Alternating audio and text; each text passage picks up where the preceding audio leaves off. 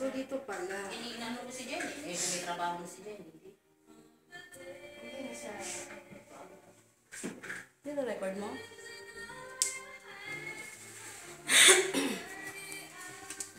May nararamdaman ka natin.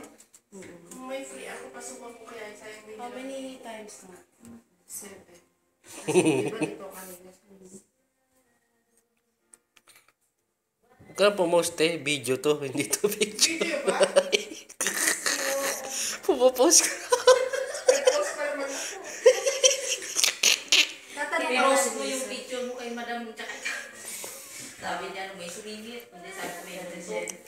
Kailangan ano to tatanungin mo yung kliyente kung enough na ba yung pressure o kailangan pa ng more pressure. Do I need put more pressure or I will less down the pressure? Ouch! Oh, masakit yan dito. Pinayala kita dito.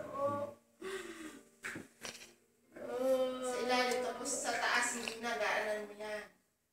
Gaanan mo yan. Huwag mong kakalimutan yan. Yan ang masasakit na part.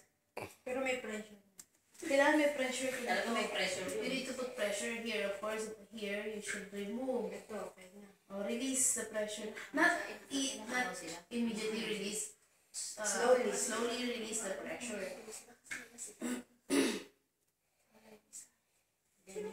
Pwede bang iwanan niya kaagad yun?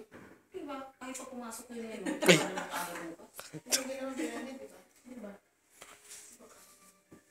Pumunta Ay, ito. wala na. Ewan ko lang sa kanya. Depende sa kanya. Bahala siya. Baka nabago.